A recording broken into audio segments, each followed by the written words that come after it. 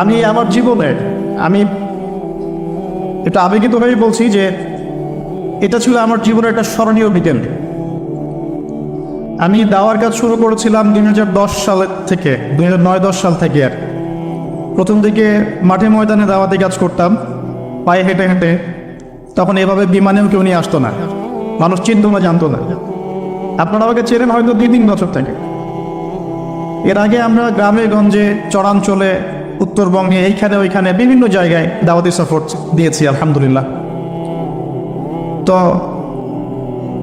আমার স্বপ্ন ছিল যে তার সাথে মিট করার, যেহেতু তার থেকে আমি অনেকটাই ইন্সপায়ার্ড হয়েছি দাওয়াতের ক্ষেত্রে।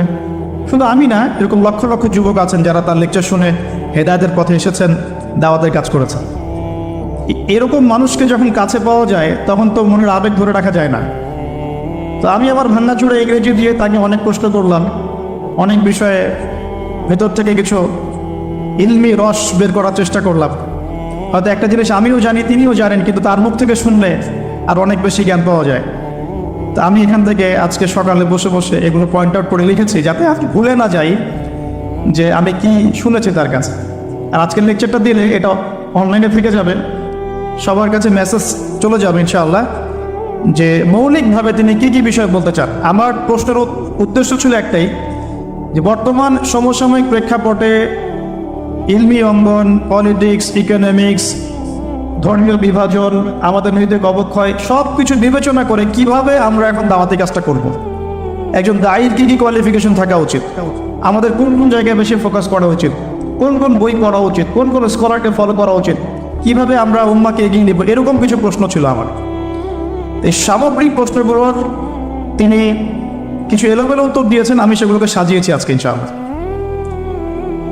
আশা করি আপনাদের ভালো লাগবে ইনশাআল্লাহ। তো আল্লাহর নামে শুরু করছে, বিসমিল্লাহির রহমানির রহিম। সর্বপ্রথম স্যার উম্মাকে যে মেসেজটা দিচ্ছেন, আমাকে যে মেসেজটা দিলেন, সেটা হলো প্রতিটি দিনই কাজের পিছনে শুধুমাত্র আল্লাহর সন্তুষ্টি উদ্দেশ্য থাকতে হবে।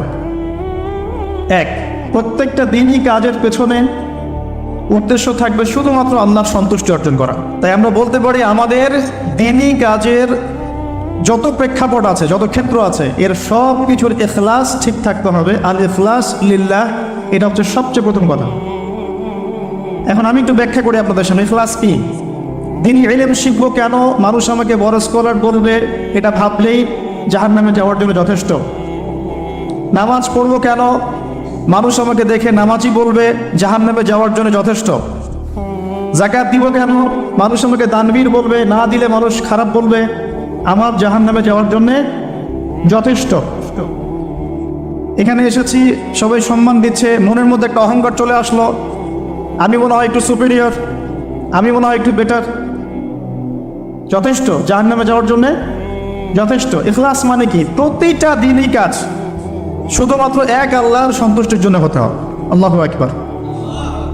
এটাই ইব্রাহিম আলাইহিস সালামের ওই স্টেটমেন্টের ব্যাখ্যা। করিন না সলাতি, বলুন আমার সলাত, ওয়া নুসুকি, আমার স্যাক্রিফাইস, কুরবানি স্যাক্রিফাইস, ওয়া মাহইয়ায়া, আমার জীবন, আমার জীবনের সব কাজ, ওয়া মামাতি, আমার মৃত্যু, সব কিছু লিল্লাহি রাব্বিল আলামিন, একমাত্র জগৎসমূহের রব আল্লাহর জন্য। That's all. তো প্রিয় ভাই ও বোনেরা, যারা লেকচারটা শুনবেন অনলাইন অফলাইনে, সর্বপ্রথম নসিহত আজকের টপিকটা হচ্ছে অমূল্য কিছু নসিহত ডক্টর জাকির নায়েক স্যারের মুখ থেকে। এটা আমার লেকচার না, আমি অনুবাদ করছি। অমূল্য কিছু নসিহত ডক্টর জাকির নায়েক স্যারের মুখ থেকে। আর কনভারসেশন কিন্তু একরকম হয় না। যে ব্যক্তি কোরআনও তেলাওয়াত করতে জানে না, ইসলামের বেসিক কিছুই জানে না, তার সাথে কনভারসেশন একরকম হবে। আর যিনি একজন আলেম, দায়ী, মুহাক্কিক আলেম, তাদের সাথে কনভারসেশন একরকম হবে। তো সামারিটা এরকম। সর্বপ্রথম যে মূল্যবান নসিহত আজকে আমরা করতে চাচ্ছি নিজেদেরকে, নিজেদের পরিবারকে, আমাদের মা বোনদেরকে, আমাদের দিনী ভাইদেরকে, উম্মাহকে, সেটা হলো প্রতিটা ক্ষেত্রে দিনী কাজের উদ্দেশ্য হবে শুধুমাত্র আল্লাহর সন্তুষ্টি অর্জন। এটার নাম হলো ইখলাস। এর নাম কি ভাই? ইখলাস। আর ইখলাস বিল্লাহ আর ইখলাস লিল্লাহ, এটা সর্বপ্রথম। এটা শুধু দিনী ক্ষেত্রেই নয়, বরং দুনিয়াতে যে কাজগুলো আমরা করি, যেমন পিতামাতার সেবা করা, চাকরি বাকরি করা, ব্যবসা বাণিজ্য করা, স্ত্রী সন্তানের ভরণ পোষণ, এই কাজগুলোতেও যদি আমরা শুধু আল্লাহর সন্তুষ্টি কামনা করি তাহলে মানুষের কাছে কখনো কষ্ট পাবো না ইনশাআল্লাহ। আর যখনই আমরা অন্যের কাছে কিছু আশা করতে যাই তখনই আমরা কষ্ট পাই। স্ত্রীর জন্য করছেন, প্রবাসে থেকে কষ্ট করে টাকা উপার্জন করে দেশে পাঠাচ্ছেন। এখন আপনার যদি কাজের উদ্দেশ্য থাকে স্ত্রী আমাকে বেশি ভালোবাসবে ওসিলায়, তাহলে কোনো একদিন আপনি তার ব্যবহারে কষ্ট পাবেন। আর যদি ইখলাস থাকে এরকম আমি করছি আল্লাহর জন্যে, বিকজ আল্লাহ আমাকে দায়িত্ব দিয়েছেন স্ত্রীর মুখে খাবার তুলে দিলেও আমি নেকি পাবো, আমি আল্লাহর সন্তুষ্টির জন্য এই কাজ করছি।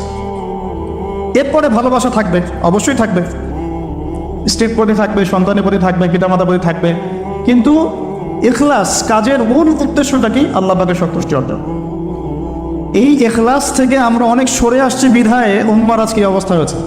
বিশ্বাস করেন আমরা অনেকেই লেকচার দেই মানুষকে সন্তুষ্ট করার জন্য, আমরা অনেকে মসজিদে নামাজ পড়াই মসজিদ কমিটিকে সন্তুষ্ট করার জন্য, আমরা অনেক সময় তারাবি পড়াই মানুষকে সন্তুষ্ট করার জন্য, খুতবা দেই মানুষের মেজাজ বুঝে, কোনটা বললে লোক আমাকে রিসিভ করবে, কোনটা বললে করবে না।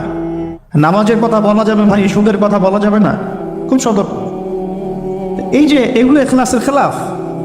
বই লিখছি মানুষ আমাকে চিনবে জানবে, আমারও দু চারটা বই থাক, ইখলাস।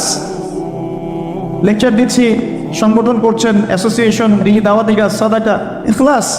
মানে আমার প্রতিটা কাজের উদ্দেশ্য একটাই, মানুষ আমাকে ভালো বলুক আর খারাপ বলুক, আমাকে হকটাই বলতে হবে আল্লাহর জন্যে। দিস ইজ কল্ড ইখলাস। আল্লাহ পাক আমাদের সবাইকে মুখলিসভাবে দিন পালন করার, প্রচার করার তৌফিক দান করুন।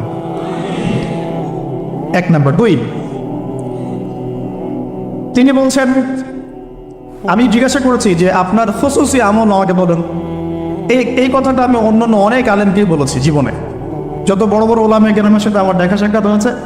আমি এই প্রশ্নটা করি কারণ আমি বিশ্বাস করি প্রত্যেকটা মানুষের কিছু খুসুসি আমল থাকে। কেউ রোজা রাখে অনেক বেশি, কেউ নামাজ পড়ে অনেক বেশি, কেউ তেলাওয়াত পড়ে অনেক বেশি, কেউ জিকির পড়ে অনেক বেশি, কেউ পড়াশোনা করে অনেক বেশি। খুসুসি আমল যেটা আল্লাহ রাব্বুল আলামিনের কাছে পৌঁছে যায়, এ ওসিলায় আল্লাহ পাক তাকে মর্যাদা দান করেন।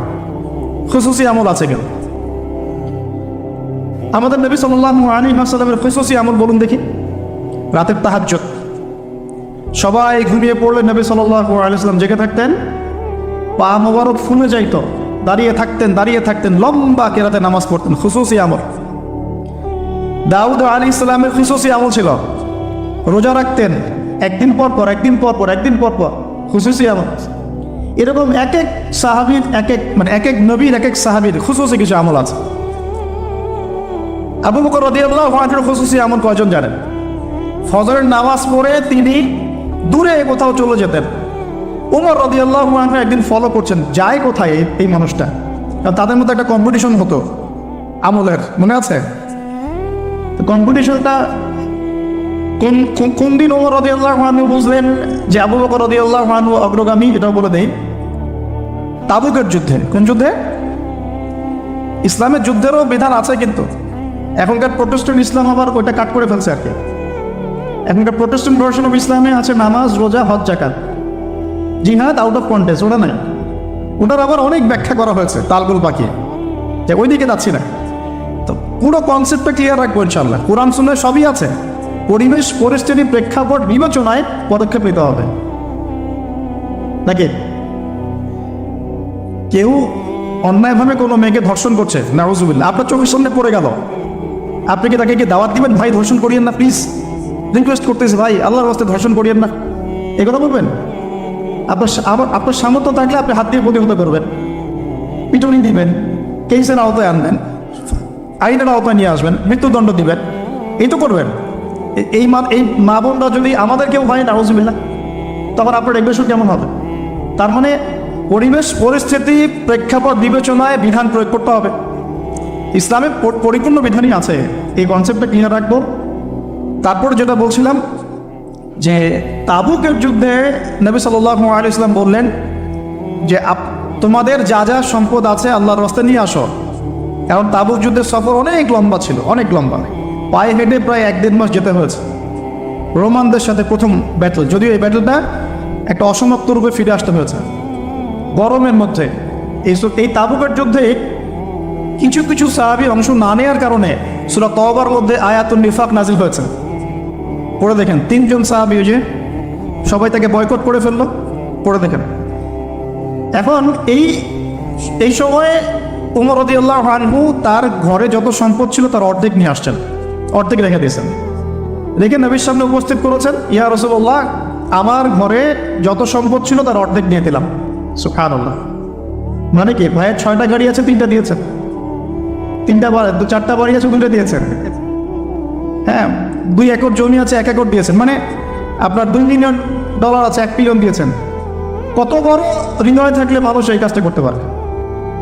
আমাদের তো 100 টাকাই বের হয় না। ঠিক আছে, আল্লাহ মাফ করুন। না, আবার যারা দানবীর তারা দান করেন, মাশাআল্লাহ। তবে আমি রিকোয়েস্ট করবো, দানটা সঠিক জায়গায় করবেন, উল্টা পাল্টা জায়গায় দান করবেন না। এমন জায়গায় দান করবেন যেখানে দান করলে সৎকার জারিয়ার মাধ্যম থাকে, কন্টিনিউয়াসলি এটা আপনি বেনিফিটেড হতে থাকেন, এমন কিছু, এবং এগুলো দিয়ে ইসলামের খেদমত হয়, এমন জায়গায় দান করবেন ইনশাআল্লাহ। তো এবার আবু বকর রাদিয়াল্লাহু আনহু এসে বলছেন, হয়তোবা আবু বকর রাদিয়াল্লাহু আনহুর সম্পদ ওমর রাদিয়াল্লাহু আনহুর মতো ছিল না, কিন্তু তিনি এসে বলছেন আমার ঘরে আল্লাহ এবং তার রাসূলকে রেখে যা ছিল সবই নিয়ে আসছি। হয়তোবা তার সম্পদ কম ছিল, কিন্তু কথাটা কি বলেছেন, আমি ঘরে আল্লাহ এবং তার রাসূলকে রেখে দিয়ে সবই নিয়ে আসছি। ওমর রাদিয়াল্লাহু আনহু বলছেন যে এই দিন এই ব্যক্তিকে আমি হারাতে পারি নাই, আর জীবনে পারবো না। কথা কি বুঝতে পারছেন? এখন আবু বকর রাদিয়াল্লাহু আনহু ফজরের নামাজের পর কোথাও চলে যান, খুশুসি আমল, কোথায় যান? ওমর রাদিয়াল্লাহু আনহু এখন ফলো করছেন, ফলো করতে করতে করতে করতে দেখলেন দূরে একটা বৃদ্ধা মহিলার ঘর আছে, অনেক দূরে, কাম্পঙ্গের মতো, ঠিক আছে, বৃদ্ধা মহিলার ঘর আছে। তো সেই ঘরে তিনি প্রবেশ করলেন, কিছুক্ষণ পর বের হয়ে আসলেন, তিনি আবার জায়গাতে চলে গেলেন। ওমর রাদিয়াল্লাহু আনহু কিন্তু ঘুরে ফিরে ফলো করছেন। তিনি যখন চলে গেলেন, উমর ইবনে খাত্তাব ওই ঘরে ঢুকলেন, ঢুকে দেখলেন এক বৃদ্ধা মহিলা বসে আছে, চোখে দেখে না, চোখে দেখতে পারে না। তখন তিনি জিজ্ঞাসা করলেন যে কে আপনি, পরিচয় দিলেন, কি সমস্যা আপনার, আমি চোখে দেখতে পারি না। এই যে ব্যক্তি একটু আগে আপনার ঘরে এসেছিল সে কি করলো, কেন আসে প্রতিদিন, ইনভেস্টিগেট করছেন। তখন ওই বৃদ্ধা বলছেন এক ব্যক্তি আসে প্রতিদিন ফজরের পরে, এসে আমার ঘরের কাজকর্ম করে দিয়ে যায়, আমি চোখে দেখতে পারি না, তো ঘরের কাজকর্মগুলো করে দিয়ে চলে যায়, আমি জানি না সে ব্যক্তিকে, আল্লাহ তার ভালো করুক। উমর রাদিয়াল্লাহু আনহু তখন চোখ দিয়ে দরদর করে পানি পড়তে লাগলো, আর বলতে লাগলেন যে হে মুসলিম জাহানের খলিফা, আপনি পরবর্তী খলিফাদের জন্য রাস্তা কতই না কঠিন করে দিলেন। আসলে এই শিক্ষাগুলো তাদের মধ্যে ছিল বলেই তো সমাজটা অমল ছিল। দেখুন কোন মানুষদেরকে নিয়ে আমরা সমাজ চালাবো। আমরা যদি এই যুগের আবু বকর, ওমর, ওসমান, আলী হতে না পারি, তাহলে এই যুগের ইসলামী খেলাফা কায়েম হবে না। আগে মানুষ লাগবে তো এরকম। আমরা সবসময় দেখা যায় উপরের লেভেলে গালিগালাজ করতে বেশি পছন্দ করি, তো বিশ্বাস করেন আমাদের প্রেক্ষাপটে জনসাধারণের যে অবস্থা, জনগণের ঈমান, আমল, ইনসাফ, ইখলাস এগুলোর যে অবস্থা, তাতে এর চেয়ে বেটার কিছু আশা করা যায় না। যখন আমরা ঠিক হয়ে যাবো ইনশাআল্লাহ, আল্লাহ পাক অবশ্যই যোগ্য নেতৃত্ব দিবেন ইনশাআল্লাহ, ইনশাআল্লাহ। তো খুশুসি আমলটা একটু বোঝালাম, এটা কিন্তু আপনারও থাকতে পারে, আমি জানি না, আমার একটা আছে আপনি জানেন না, ঠিক আছে। তো এখন আমি জিজ্ঞাসা করলাম যে স্যার আপনার খুশুসি আমল বলুন, কিছু এমন কিছু খুশুসি আমল যেটা ওসিলায় হয়তো আল্লাহ পাক আপনাকে এই মাকাম এনেছেন বলে আপনি মনে করেন, ইউ থিংক সো। তিনি বলছেন প্রথমে 5 ওয়াক্ত নামাজ, 5 ওয়াক্ত নামাজ, 5 ওয়াক্ত নামাজ তিনি জামাত মিস করেন না, 5 ওয়াক্ত নামাজ তিনি জামাত এই বয়সেও মিস করেন না, মাশাআল্লাহ। তিনি বলছেন আমরা অনেক সময় দাওয়াতের কাজ করি, দাওয়াতের মেহনত করি, অনেক বড় বড় কথা বলি, নামাজ ঠিক থাকে না। এই ব্যক্তিদের ঈমান আমল দিয়ে দাওয়াতের কোনো কাজ নাই। তাহলে আমরা এখন লেসন পেলাম, ইখলাসের পরে আমরা সর্বপ্রথম ফোকাস করবো কোথায় ভাই? জামাতে না বাসায়? জামাতে। যদি জামাত ছুটে যায় তাহলে মসজিদে গিয়ে যদি জামাত করা পসিবল হয় করবো, না মানে যদি বাসায় করা পসিবল হয় সেখানে করব। যদি সফরে থাকি, আপনি মুসাফির, আপনার জন্য অপশন আছে, চাই না কসর পড়বেন, চাই না একাকি পড়বেন, মুসাফির। কিন্তু মুকিম অবস্থায় সর্বোচ্চ চেষ্টা করব জামাত ধরার জন্য। আল্লাহ পাক আমাকে তৌফিক দান করুন, আপনাদের সবাইকে তৌফিক দান। এখানে দুটো কথা আমি অ্যাড করছি আমার পক্ষ থেকে, সেটা হলো যে আমি প্রথম লেকচারে বলেছিলাম যে অনেক মসজিদ দিন দিন বাইতুল্লাহ থেকে বাইতুল নাস হয়ে যাচ্ছে। অনেক মসজিদে প্রকৃত নামাজ থাকছে না, নামাজের রুকু সিজদা ঠিক হচ্ছে না। এক্ষেত্রে আমরা কি করব? আমরা ইমাম সাহেবদেরকে নসিহা করব এবং বোঝানোর চেষ্টা করব যেন নামাজটা তারা একটু ধীর স্থিরভাবে পড়ায়। নামাজের গভীরতায় ঢোকার চেষ্টা করব, কি পড়ছি বোঝার চেষ্টা করব, কি বলছি বোঝার চেষ্টা করব। অর্থ বুঝে নামাজ পড়লে ইনশাআল্লাহ তাআলা এই নামাজ আল্লাহর আরশ পর্যন্ত পৌঁছে যাবে ইনশাআল্লাহ। আর যদি আমরা নামাজের ব্যাপারে গাফেল থাকি এবং নামাজে ফাঁকিবাজি করি, নামাজের আধ্যাত্মিকত্ব মারেফত নষ্ট হয়ে যায়, তাহলে কিন্তু সমস্যা। আমরা যেটা করি, নামাজের ইখতিলাফি কিছু মাসআলা নিয়ে বেশি ঝগড়া করি। হাত বাঁধবো কোথায়, আমি জোরে না আসতে রফুল ইয়াদাইন করবো কি না, পায়ে পা লাগাবো কি লাগাবো, সূরা ফাতিহা বলবো কি না, ব্যাস এই তো আলোচনাটা এতটুকু। ইখতিলাফি মাসআলাগুলোকে নিয়ে আমরা কথা বলতে বলতে নামাজের মূল জায়গা থেকে সরে আসছি। মূল জায়গাটা আমি একটু বোঝাচ্ছি আপনাকে। মূল জায়গাটা হচ্ছে নামাজে যে কথাগুলো আমরা আল্লাহর সাথে বলছি, সুবহানাহু ওয়া তাআলার সাথে, এই কথাগুলো আমরা বুঝি কিনা, এই কথাগুলো বুঝে আমি আল্লাহকে পাচ্ছি কিনা নামাজে। নামাজ মুমিনের মেহরাজ, আল্লাহর সাথে সাক্ষাৎ। কখনো কি নামাজ পড়ার পরে এই ফিলিংসটা আসছে কিনা যে আমি আল্লাহর সাথে কথা বললাম? সুবহানাল্লাহ। এখানে পরিশুদ্ধভাবে নামাজ পড়ার জন্যে অবশ্যই নামাজের অর্থ বুঝতে হবে, ধীর স্থিরতা বজায় রাখতে হবে এবং তার তিলের সাথে সময় দিয়ে দিয়ে কাজ করতে হবে। তার আমরা কোনো প্রয়োজন নাই। ইনশাআল্লাহ দেখবেন আল্লাহর পক্ষ থেকে আল্লাহর নূর আসবে ইনশাআল্লাহ। এই নামাজেই দোয়া কবুল হবে ইনশাআল্লাহ। আল্লাহ পাক আমাদেরকে পরিপূর্ণ নামাজি হওয়ার তৌফিক দান করেন। এরপরে তিনি বলেছেন যেটা, সেটা হলো তাহাজ্জুদের সালাতের কথা। কিসের কথা? তাহাজ্জুদের সালাতকে উনি অনেক বেশি গুরুত্ব দেন এবং আমাদেরকে নসিহত করেছেন আমরা যেন তাহাজ্জুদের নামাজকে গুরুত্ব দিই। এই সময় আল্লাহ রাব্বুল আলামিন প্রথম আসমানে নেমে আসেন এবং বান্দাকে আহ্বান করতে থাকেন, কে আছো আমার কাছে কিছু চাইবে, আমি তোমাকে তাই দিব।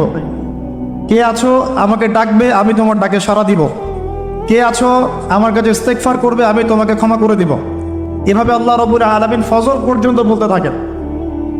অথচ আমরা এখন ঘুমাই রাত 2টায় 3টায়। আল্লাহ আমাকে মাফ করুন, আপনাদেরকে মাফ করুন। এবং রাসূল সাল্লাল্লাহু আলাইহি ওয়াসাল্লামের মতো রাত্রি যাপন করার তৌফিক দান করুন।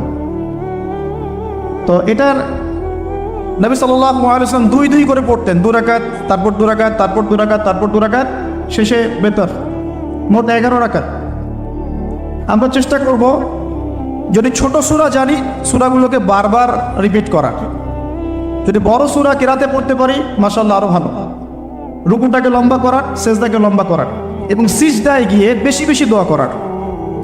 যেহেতু তাহাজ্জুদ একটা নফল সালাহ, আপনি যদি আরবি দিয়ে দোয়া করতে নাও জানেন, তাহাজ্জুদে আপনি বাংলাতেও দোয়া করতে পারবেন ইনশাআল্লাহ। ইনশাআল্লাহ কোনো সমস্যা নেই। কিন্তু অ্যাটলিস্ট আপনি দোয়া করার চর্চা শুরু করুন, আল্লাহর কাছে সিজদায় পড়ে কান্নাকাটি করার অভ্যাস তৈরি করি। আল্লাহ তৌফিক দান করুন। এবং এই সময় বেশি বেশি দোয়া করতে হবে।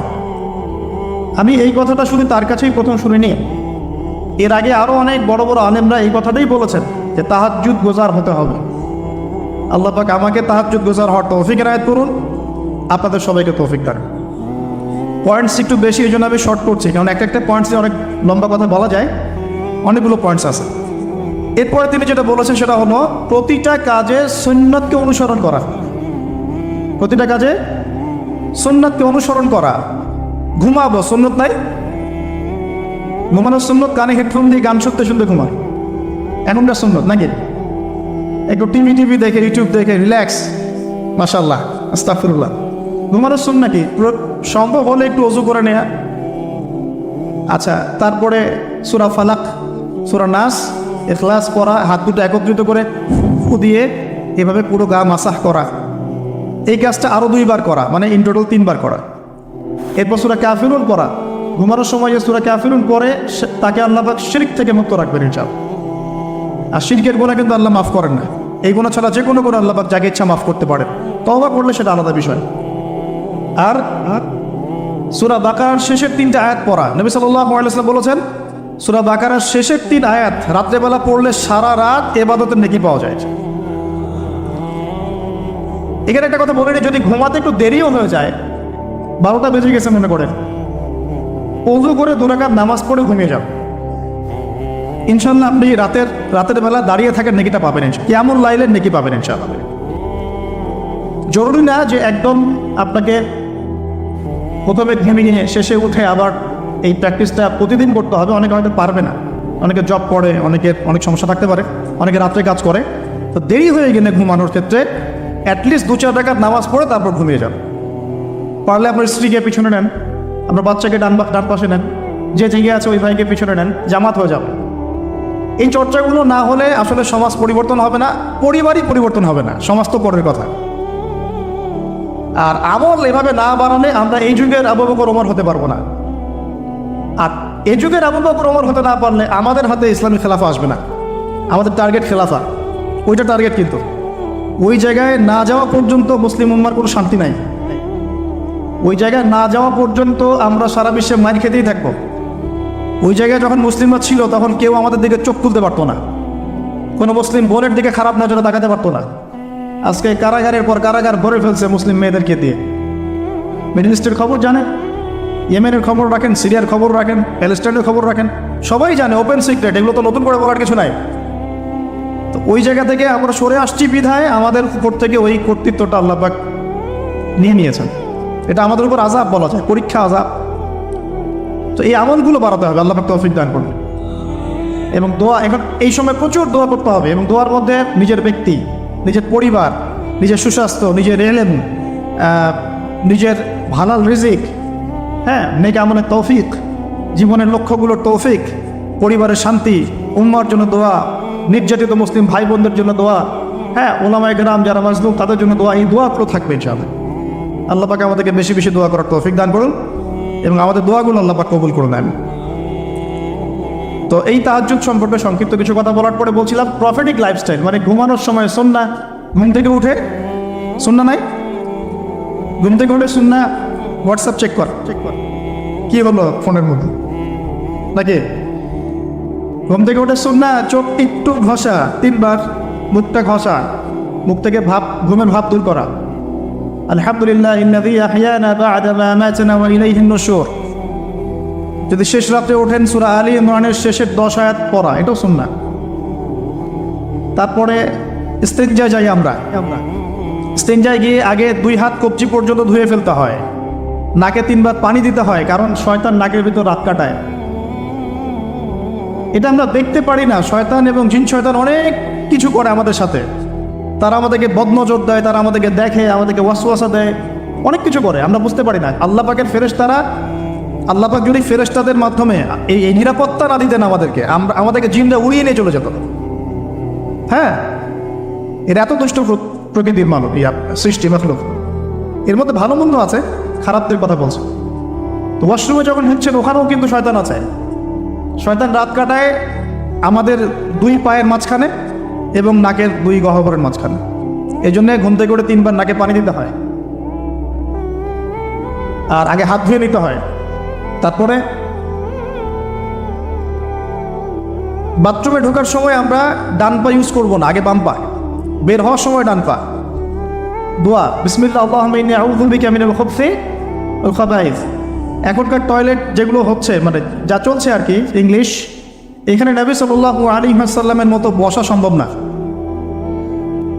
আমি আপনাদেরকে 100% গ্যারান্টি দিয়ে বলছি, এটা আমার ইস্তেহাদ, কেউ আমার সাথে একমত হতে পারে, নাও হতে পারে।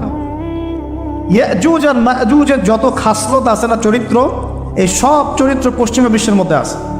এটা আমার ফাইনাল স্টেটমেন্ট। ইয়াজুজ আর মাজুজের চরিত্র, আমি বলিনি যে এরাই তারা, তা বলি নাই, বলেছি এদের ইয়াজুজ মাজুজের যে চরিত্রটা, এই পুরোটাই পশ্চিমাদের মধ্যে আছে। বাথরুমের টয়লেট থেকে নিয়ে ওয়ার্ল্ড অ্যাফেয়ার্স পর্যন্ত এরা চেঞ্জ করে ফেলেছে, ওদের নিজের মতো করে ফেলেছে, আর আমরা এটা ফলো করছি। নবী সাল্লাল্লাহু আলাইহি ওয়াসাল্লাম বসতেন বাম পায়ে ভর দিয়ে, ডান পা খাড়া করে।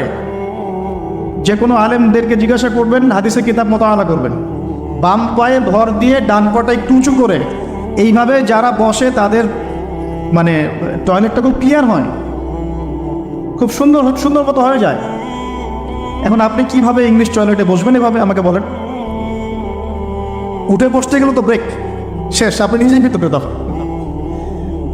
তো আবার কিছু কিছু দেখলাম যে বোল রেখে দেওয়া হয়েছে, দাঁড়ায় দাঁড়ায় করতে হবে, 1 নম্বর লাগলে দাঁড়ায় করতে হবে, আর সবগুলো সেম মাপ, আর মানুষ কেউ লম্বা কেউ খাটো, আর কারো যদি সেম না হয় তাহলে কি করবে? এটা একটা বিষয়। তো আল্লাহ মাফ করুক। দেখেন প্রতিটা জায়গাতেই সুন্নতের খেলাফ কাজ হচ্ছে, আর এখানে কিভাবে আমি তো মাঝে মাঝে এগুলো ইউজ করতে বাধ্য হই, আর মনে মনে গালি দিই ওদেরকে, মনে মনে গালি দিই, গায়রুল মাগদুবি আলাইহিম ওয়ালাদ-দাল্লিন, গায়রুল মাগদুবি আলাইহিম ওয়ালাদ-দাল্লিন, মাগদুব আর দাল্লিন সব জায়গায় ফিতনা সৃষ্টি করে দিয়েছে। এগুলোতে যে পরিমাণ পানি অপচয় হয়, আপনি শাওয়ার নিচ্ছেন, ছেড়ে দিলেন, বালতির পর বালতি পানি চলে যাচ্ছে শাওয়ার নিতে। নবী সাল্লাল্লাহু আলাইহি ওয়াসাল্লাম পাত্রের মধ্যে পানি নিয়ে শাওয়ার নিতেন, পানির অপচয় হতো না। ইভেন আমরা এখন ওযু করি, আমরা নিজেরাও তো করে ফেলি, ছেড়ে দিলাম, ওযু করতেই আসি, এক বালতি পানিতে ওযু করে ফেলছি। সব জায়গায় সমস্যা হচ্ছে। তো সুন্নাহ লাইফস্টাইল মানে কি? প্রতিটা সুন্নাহ আমাকে ধরতে হবে, তো বুঝতে হবে। আল্লাহ পাক আমাদেরকে তৌফিক দান করুন। তো দেখেন ওয়াশরুম নিয়ে আর কি আর বলবো, এটা তো এখন আপনি অ্যাভয়েডও করতে পারবেন না, না হলে আর কি করতে হবে, বাগানে চলে যেতে হবে আপনাকে। আর সমস্যা, আস্তাগফিরুল্লাহ। তো কেন বললাম? কারণ আমার একটু আগে ওয়াশরুমে যাওয়ার প্রয়োজন ছিল, আমি চাইতে পারি নাই, কারণ এখানে কোনো বাংলা কিছু পাইলাম না, সব ইংলিশ। আর আমার যে কাপড়, এই কাপড় আমাকে নামাজ পড়তে হবে এখন মাগরিব এশা। আমি সফরে মুসাফির আছি, কাপড় চেঞ্জ করা তো ইজি না আমার জন্য। এখন ওইখানে কতজন ইউজ করে গিয়েছে, ওইখানে বসার পরে আমার এই কাপড় চোপড় পাক থাকবে কিনা এটা সন্দেহ না। আর আপনারা তো ভালো করে জানেন কবরের শাস্তি হয় মূলত 2টা কারণে। যত বেশি কবরের শাস্তি হচ্ছে এখন, সব কিন্তু বড় বড় পাপের কারণে হচ্ছে না।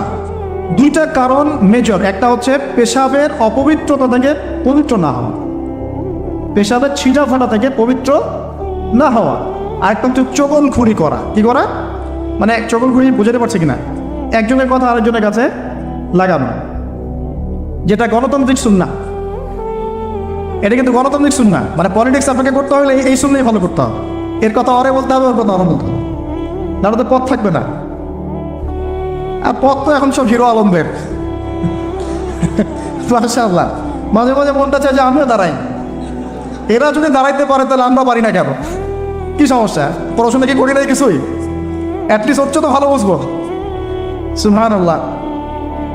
যাই হোক, ওইদিকে না যাই, না হলে আবার কখন গায়েব হয়ে যায় বলা যায় না। ঠিক আছে, আচ্ছা, আস্তাগফিরুল্লাহ। তো প্রিয় ভাইরা, প্রফিটিক লাইফস্টাইল প্রতিটা জায়গায়, ঘুম থেকে ওঠা, ওয়াশরুম যাওয়া, বের হলাম, বের হয়ে ওযু করে ফেলেছেন। এখন ওযু করার, যখনই ওযু করবেন ওই ওযু দিয়ে 2 রাকাত নামাজ পড়ার চেষ্টা করেন। নবীজি যখন জান্নাতে মেরাজের রাতে জান্নাতে গিয়েছেন, নবীজি সাল্লাল্লাহু আলাইহি ওয়াসাল্লাম বলেছেন, আমি যখনই জান্নাত গিয়েছি, মানে আমাকে যখনই জান্নাত দেখানো হয়, তখনই আমি বেলাল তোমার পায়ের শব্দ শুনতে পারি। সুবহানাল্লাহ। হে বেলাল, তুমি কি এমন আমল করো আমার আগে আগে তোমার পায়ের শব্দ শুনতে পারি? তো বেলাল রাদিয়াল্লাহু আনহু বলছেন, ইয়া রাসূলুল্লাহ, আমি তো আপনি যে আমল শিখিয়ে দিয়েছেন এগুলোই করি, এক্সট্রা তো কিছু করি না, শুধু একটা কাজ আমি করি। কি সেটা? তিনি বলছেন, আমি যখনই ওযু ছুটে যায় ওযু করি, মানে যখনই ইস্তেঞ্জা করি, ওযু ছুটে যায়, ওযু করার চেষ্টা করি, ওই ওযু দিয়ে আমি 2 রাকাত তাহিয়াতুল ওযু নামাজ পড়ি। নবীজি বলছেন, হয়তো এই কারণেই তোমার এই মর্তবা দেওয়া হচ্ছে। সুবহানাল্লাহ। আল্লাহ পাক আমাদেরকে আমল করার তৌফিক দান। এরপর সলাতে যাবেন, সলাতটা নবীর মতো করে, সলাত শেষ একটু কোরআন তেলাওয়াত করলেন, দিনই পড়াশোনা করলেন, কোনো স্কলারের লেকচার শুনলেন, এবার নাস্তা করতে আসলেন। নাস্তার টেবিলে আসলে তো আর সুন্নতের খেলাফ, সুন্নতের কোনো কথাই মনে থাকে না।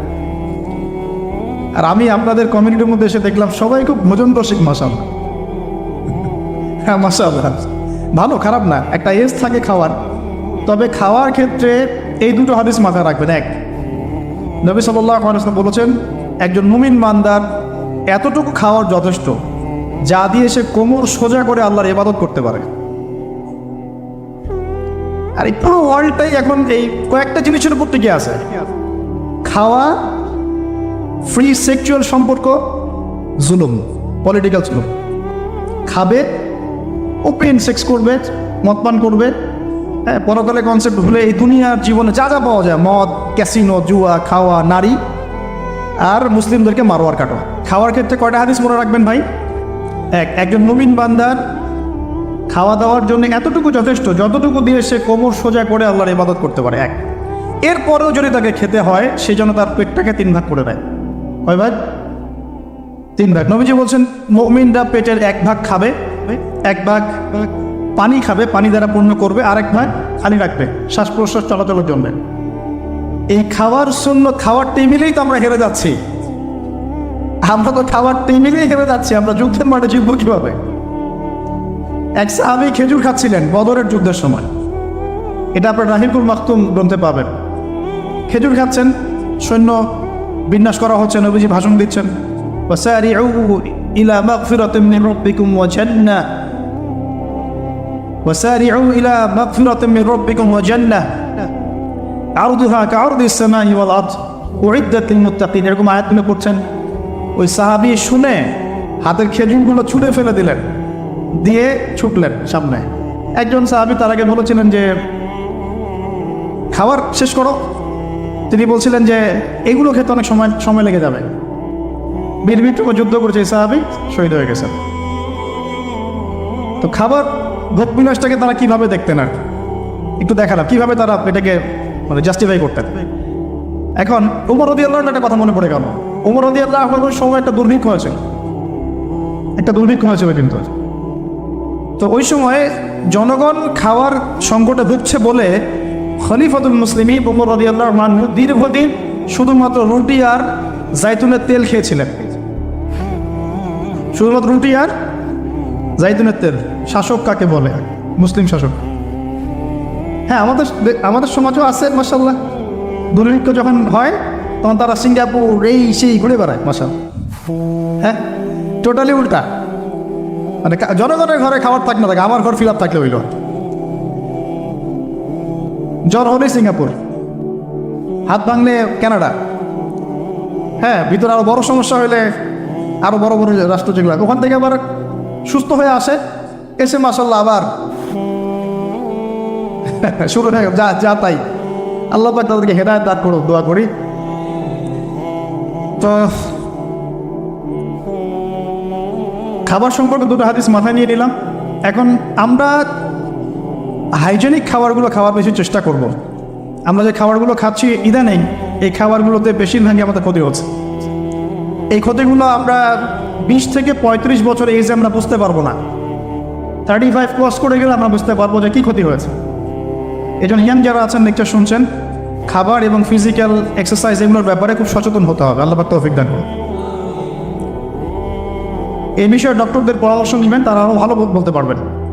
তো প্রফেটিক লাইফস্টাইল মানেই আমার ঘুম, আমার ইস্তেঞ্জা, আমার ওযু, আমার নামাজ, আমার খাওয়া, আমার পড়াশোনা, ইবাদত, কোরআন তেলাওয়াত, জিকির আজকার, ইভেন আপনার জব সেকশন, আপনার এডুকেশন সেকশন, পলিটিক্যাল সেকশন, সব কিছুকে নবী সাল্লাল্লাহু আলাইহি ওয়াসাল্লামের সুন্নাহ মতো ঢেলে সাজানো, এটার কথা তিনি বারবার বলছেন।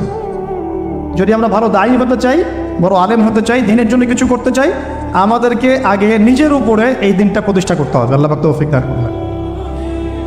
তো বললাম ইখলাসের কথা, সালাতের কথা, 5 ওয়াক্ত সালাত, তাহাজ্জুদ, প্রফেটিক লাইফস্টাইল। এরপরে তিনি যেটা ফোকাস করছেন, নসিহত করলেন, সেটা হলো সিজদায় বেশি বেশি দোয়া করো। সিজদায় বেশি বেশি দোয়া করো। এই দোয়াগুলো আপনারা শিখবেন হিসনুল মুসলিম বই থেকে। কোন বই? এখনই প্লে স্টোরে যান, দেখেন এখানে হিসনুল মুসলিম অ্যাপস দেওয়া আছে। যে কোনো বিষয়ের দোয়া, স্পেশালি সকাল এবং সন্ধ্যার দোয়াগুলো ছাড়বেন না। সেজদায় গিয়ে নিজের জন্য দোয়া করবেন, বাবা মার জন্য দোয়া করবেন, আত্মীয় স্বজনের জন্য দোয়া করবেন, উম্মার জন্য দোয়া করবেন, আমাদের মা বোনদের জন্য দোয়া করবেন, সন্তানদের জন্য দোয়া করবেন, আলেম ওলামাদের জন্য দোয়া করবেন, মুসলিম নেতাদের জন্য দোয়া করবেন, সবার জন্য, মজলুম ভাই বোন সবার জন্য দোয়া করবেন। পারা যাবে তো ইনশাআল্লাহ। এবং আরবি দিয়ে দোয়া করলে বেশি ভালো, এই কারণে যে আল্লাহ পাক এই ভাষায় কোরআন নাজিল করেছেন। আর আরবি একটা আয়াতকে যত ভাষাতেই অনুবাদ করা হোক না কেন, সেটা আরবির মতো বালাগাত কখনো দেয় না। ওই আবেগ, ওই অনুভূতি, ওই বালাগাত অন্য ভাষা অনুবাদ করলে আসবে না। এই জন্য অ্যারাবিকটা শেখার চেষ্টা করি আমরা সবাই। আল্লাহ তৌফিক দান করুন। আরবি শেখার চেষ্টা করতে হবে, অ্যাটলিস্ট এতটুকু আরবি যতটুকু শিখলে আমি কোরআনের অর্থটুকু বুঝতে পারি। আমি বলছি না আপনি মুফাসসির হয়ে যাচ্ছেন, আমি বলছি না যে আপনি একদম ফকিহ হয়ে গেছেন, এত বড় লেভেলের কথা বলছি না। অ্যাটলিস্ট আপনাকে কোরআন যেন আমি পড়ে বুঝতে পারি, এই পর্যন্ত ইনশাআল্লাহ তাআলা আমাকে পড়তে হবে। কোরআন যেন বুঝতে পারি এই পর্যন্ত আমাকে আরবিটা শিখতে হবে। আল্লাহ পাক তৌফিক দান করুন। আমি একটা ওয়েবসাইটের নাম বলে দিই। এই ওয়েবসাইট সম্পর্কে স্যারের সাথে কালকে কথা আছে। এটা piece TV Bangla, piece TV Urdu যখন ছিল, পিস টিভি উর্দু সম্ভবত এখনও আছে। ওখানে একটা কোর্স চালু ছিল www.understandquranacademy.com, understandquranacademy.com। এখানে ডক্টর আব্দুল আজিজ আব্দুল রাহিম নামে একজন ওস্তাদ আছেন। তার কোরআন শিক্ষার অনেক ছোট ছোট সুন্দর সুন্দর কোর্স আছে। তেলাওয়াতের 50% অনুবাদের, 70% অনুবাদের, 100% অনুবাদের। এই কোর্সগুলো ফাঁকে ফাঁকে করতে থাকেন। আপনার কাজের ফাঁকে ফাঁকে আধা ঘন্টা 1 ঘন্টায় কোর্সগুলো করতে থাকেন। ইনশাআল্লাহ এখানে একটা অ্যানাউন্সমেন্ট আমিও দিয়ে দিচ্ছি যে মালয়েশিয়া সফরের এই বরকতময় সময়ে আমি এই অ্যানাউন্সমেন্টটাও দিতে খুব আনন্দ ফিল করছি যে ইনশাআল্লাহ আমরা অনলাইনে একটা অনলাইন মাদ্রাসা খুলবো ইনশাআল্লাহ। ইসলামিক অনলাইন মাদ্রাসার মতো একটা অনলাইন মাদ্রাসা খুলব। নাম ফিক্স করেছি আমরা এভাবে, তহা জিন্নুরাইন ইসলামিক অনলাইন মাদ্রাসা। এখানে আমরা জেনারেল শিক্ষিত ভাই বোনদের জন্য কোর্সের পর কোর্স লঞ্চ করবো ইনশাআল্লাহ। প্রথমে কোরআন শিক্ষার কোর্স, আরবি ভাষা শিক্ষার কোর্স, আরবি ব্যাকরণ শিক্ষার কোর্স, কোরআনের অনুবাদ শিক্ষার কোর্স, হাদিস 100 হাদিস শিখুন, ইসলামের ইতিহাসের উপর কোর্স, ইসলামিক ইকোনমিক্সের উপর কোর্স।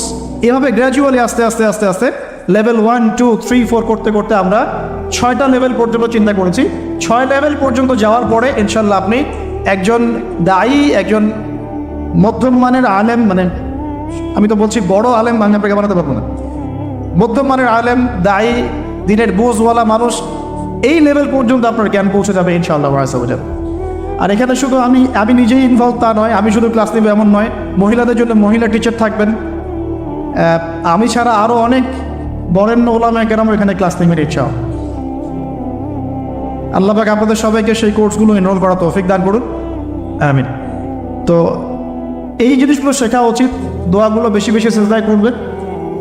সেজদায় যদি আপনি আরবিতে দোয়া করতে না জানেন, সেক্ষেত্রে নফল সলাতে আপনি বাংলায় দোয়া করতে পারবেন ইনশাআল্লাহ। এটা নিয়ে অনেকের মধ্যে একটা কনফিউশন আছে, আজকে কনফিউশন ক্লিয়ার করলাম। ফরজ নামাজে বাংলা ভাষা ইউজ করবেন না। নফল সলাতে আপনি সেজদায় যদি আরবি না জানেন, বাংলাতে মনের ভাষায় দোয়া করতে পারেন ইনশাআল্লাহ, কোনো সমস্যা। আল্লাহ কবুল করার মালিক। কবুলের মালিক কে? আল্লাহ পাক সব ভাষার মালিক। ভাষা সব সৃষ্টি করেছেন কে? আল্লাহ। আচ্ছা, একটু কঠিন নিতে হবে আমাকে, বিকজ আমার ফ্লাইট আছে আজকে। তো আমি আরও যে পয়েন্টসগুলো নিয়েছি তার মধ্যে কয়টা বলেছি? 5টা। 6 নম্বর পয়েন্ট হচ্ছে মুজাহাদা। তিনি বলেছেন এই আয়াত থেকে, ওয়াল্লাযীনা জাহাদু ফীনা লানাহদিয়ান্নাহুম সুবুলানা।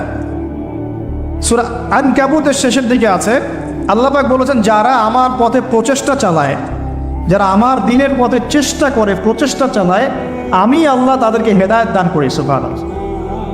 আমি আল্লাহ তাদেরকে পথ দেখাই। যারা আমার জন্য, আমার দ্বীনের জন্য আমার পথে প্রচেষ্টা চালাবে, স্ট্রাইভ করবে, আমি আল্লাহ তাদেরকে পথ দেখাবো ইনশাআল্লাহ। আমি জিজ্ঞাসা করেছিলাম যে কীভাবে আপনার মতো হতে পারি? তো তিনি বললেন এক কথার এক ফাঁকে যে মুজাহাদা, খুব বেশি প্রচেষ্টা।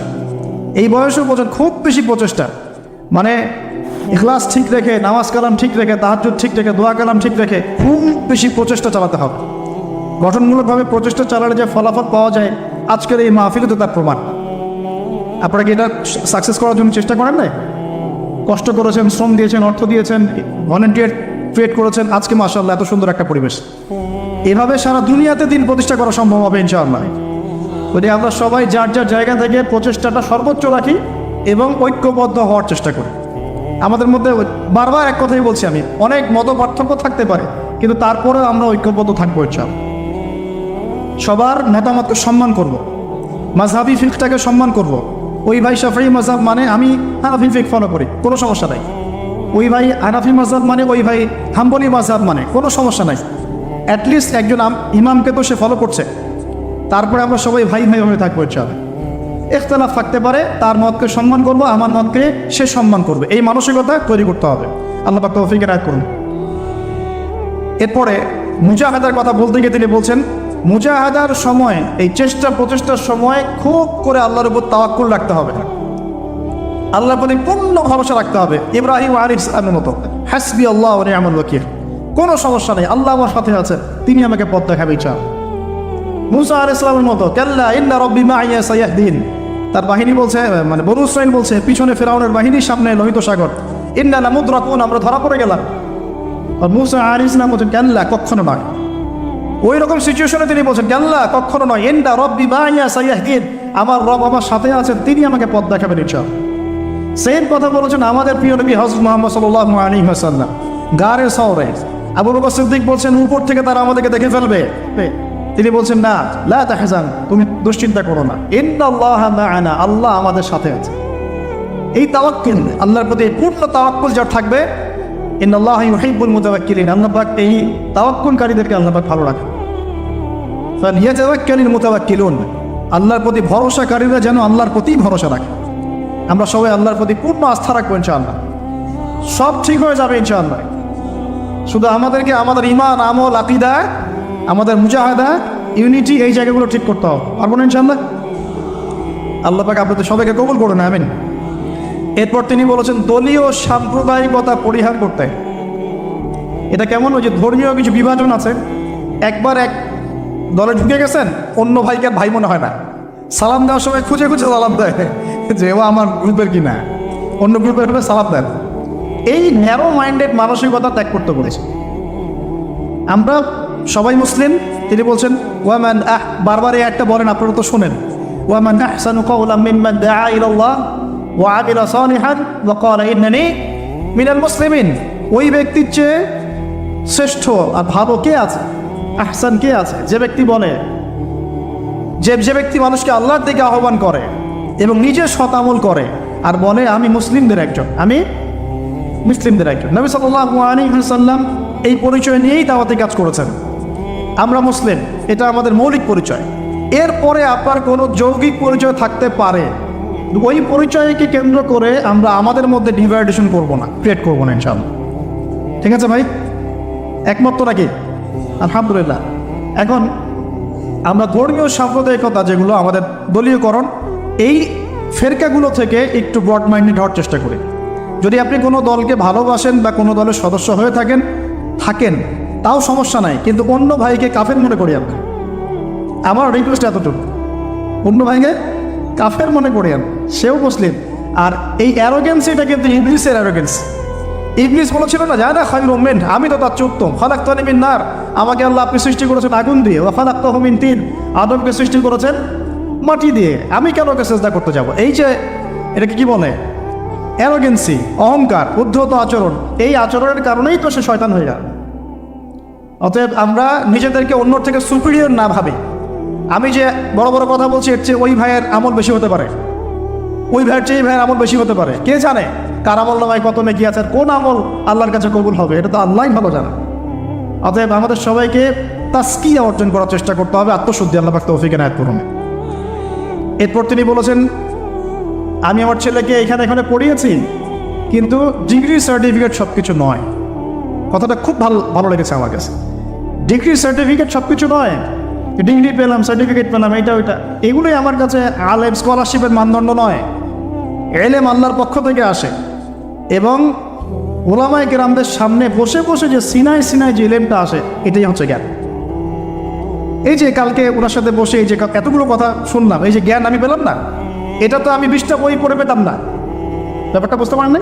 একটা সার্টিফিকেট পেয়েছি ধরেন অনলাইন একটা মাদ্রাসা থেকে, যে আমি মাস্টার্স করেছি, কিন্তু এই জ্ঞানগুলো যদি আমি না পেতাম, তাহলে কি আমার জ্ঞান পূর্ণাঙ্গ হতো?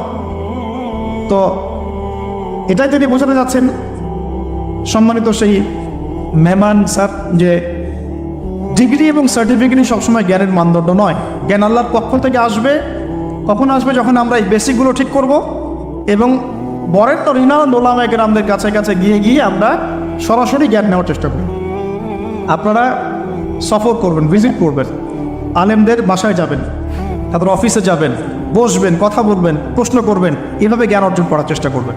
আর বইপত্র তো পড়বেন, লেকচার তো শুনবেন, তো মূল এটা একটা সোর্স থাকবে জ্ঞান অর্জনের, সরাসরি গিয়ে জ্ঞান নেওয়ার চেষ্টা করা।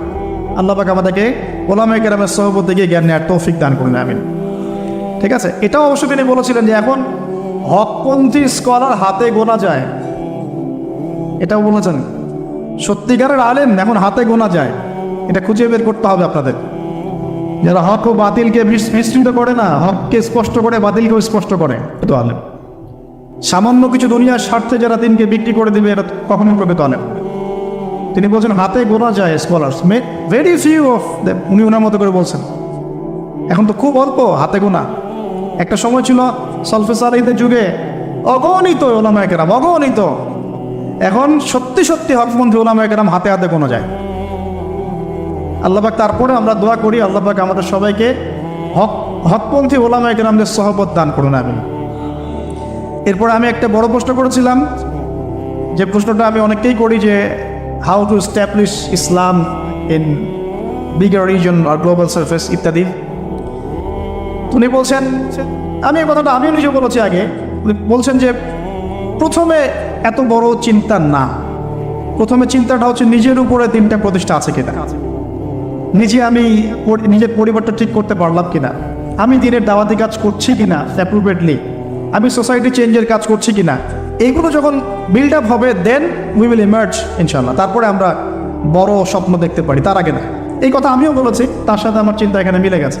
তো আমি টেকনিক্যালি প্রশ্ন করেছিলাম যে আসলে অনেকে তো চেষ্টা করছে, কিন্তু আসলে রাইট ট্র্যাক কোনটা, কোন পদ্ধতিতে চেষ্টা করলে ভালো হবে। উনিও টেকনিক্যাল মানুষ, উনি অ্যান্সার টেকনিক্যালি দিলেন, যে the right track will be the track of prophet সাল্লাল্লাহু আলাইহি ওয়াসাল্লাম। সঠিক ট্র্যাকটা হচ্ছে নবী সাল্লাল্লাহু আলাইহি ওয়াসাল্লামের ট্র্যাক। ওইটা কীভাবে বুঝবো? তাহলে নবীর জীবনী পড়তে হবে, কীভাবে নবী সাল্লাল্লাহু আলাইহি ওয়াসাল্লাম দাওয়াতি কাজ করলেন, দিনটা কায়েম করলেন, ওইটাই হলো সুন্নাহ। এই সুন্নাহর আলোকে তিনি বলছেন আগে নিজের উপর, then establish Islam in your family, তারপরে আস্তে আস্তে তোমার পরিচিত মহলে, সোসাইটিতে, যতদূর পর্যন্ত আল্লাহ পাক তোমাকে তৌফিক দান করেন। আল্লাহ পাক আমাদের সবাইকে তৌফিক দান করুন, আমিন। আর ইনশাআল্লাহ সেদিন বেশি দূরে নয়, যেদিন এই সমস্ত ছোট ছোট চেষ্টাগুলোকে একজন নেতা ঐক্যবদ্ধ করবেন ইনশাআল্লাহ, তখন খেলা হবে ইনশাআল্লাহ। তারপরে আমি বলতে চাই, তিনি বলছেন, আরও বলেছেন যে লেখাপড়া করার ক্ষেত্রে জিজ্ঞাসা করছি, লেখাপড়া স্টাডি করার ক্ষেত্রে আমরা আসলে কোন কোন স্কলার বা কী কী বিষয়কে বেশি গুরুত্ব দিব। তিনি বলছেন এভাবে যে পূর্ববর্তী ওলামায়ে কেরাম যারা, পরের আগেকার ওলামায়ে কেরাম যারা সলফে সালেহীন, তাদের কিতাব, তাদের বই, তাদের রিসোর্সগুলোকে বেশি প্রাধান্য দিতে হবে। কারণ তাদের কাছে ছিল একটা সুপ্রিম নলেজ, যেটা আমাদের কাছে এখন ওইভাবে নাই, আমরা ওই বইগুলোর উপর ডিপেন্ডেন্ট। তো পূর্ববর্তী ওলামায়ে কেরাম, বরেণ্য ওলামায়ে কেরামদের কিতাবাদিগুলো মোতালা করতে তিনি বেশি উৎসাহিত করছেন। আমিও এটাই আপনাদেরকে নসিহত করছি, আল্লাহ পাক তৌফিক দান করুন। বাঙালি জাতির প্রতি একটা নসিহত করেছে, বলবো? অতি আবেগের চোটে, বাই দ্য ওয়ে, উনি কিছু কথা বলেন। উনি খুবই মেহমানদারি কর্নেওয়ালা একজন মানুষ, গেস্টকে খুব সম্মান করেন, মেহমানদারি করেন চমৎকার, অত্যন্ত বিনয়ী মানুষ, সবসময় হাসি মুখে কথা বলেন, যদি একটু হার্ড কথা বলেন সেটাও হাসি মুখে বলেন, এবং নামাজের খুব পাবন, তাহাজ্জুদের খুব পাবন, খুব বেশি দোয়া করেন। এই মানুষটাকে দেখে তো একটু আবেগ ভেসে ওঠে কি না? তো চলে যাওয়ার সময় আমাকে একটা হাদিয়া দিয়েছেন, খুবই স্পেশাল একটা আতর। আমি বলি যে আমার বাসায় কিন্তু প্রচুর আতরের কালেকশন আছে, ওইটা দিয়ে যে কাউকে ফরজ গোসল দেওয়া যাবে, ঠিক আছে, কিন্তু এটা আমার জন্য খুব স্পেশাল এই গিফটটা। সেটা হাজারে আসওয়াদি ইউজ করা হয় এবং তার নাম সিগনেচার করা আছে ওখানে। তো আমি বললাম যে স্যার, আরেকটা জিনিস যদি কিছু মনে না করেন তাহলে নিতে চাই। বলো। তো বললাম যে স্যার, আপনার টুপিটা দেওয়া যাবে? আমরা কিন্তু আসলে ওই আকীদা লালন করি না, যেটা দিলে বরকত হবে বা এরকম কিছু না, জাস্ট একটা স্মৃতি, তাই না? তো তিনি একটু বিরক্ত হলেন, বললেন যে তুমি লেকচারে পুরো বাঙালি জাতিকে বলবা বাংলাদেশিরা কেন টুপি চায় বারবার। মানে এই কথা তার আগেও হয়েছে আর কি, ঠিক আছে? টুপি চাইলে বাজার থেকে কিনতে বলো, 10 রিঙ্গেট, কত রিঙ্গেট লাগবে, 5 ringgit, cheap, very cheap, you can buy it, বলছে। তো বলছে তুমি উল্টা বাঙালিদেরকে বলবা তারা যেন টুপি না চায়, ঠিক আছে? তো ভাই, আপনারা আল্লাহর ওয়াস্তে আর টুপি চায়েন না। আমার কাছে অনেকেই চাইছে ভাই টুপিটা, আমার একটাই টুপি, যে ব্ল্যাক টুপিটা ওটা একটাই, ওটা আসলে কিন্তু তার সেকেন্ড কপি নাই, ওটা আমার একটাই। তো এটা আপনারা করেন না, আমাদের জাতির মান ইজ্জত রাখেন, ঠিক আছে? এর আগে একজনের কথা শুনেছি, যিনি দেখা করতে গিয়েছেন, টাইম দিয়েছেন উনি 5টায়, উনি 5 মিনিট পরে ঢুকেছেন। তখন যিনি ঢুকেছেন তাকে খুব সূক্ষ্মভাবে একটা অপমান করা হয়েছে, তোমরা বাঙালিরা একটু দেরি করেই আসো। আল্লাহর ওয়াস্তে আমরা আমাদের এই প্রবলেমসগুলো চেঞ্জ করে আল্লাহ পাক তৌফিক ইনায়াত করুন।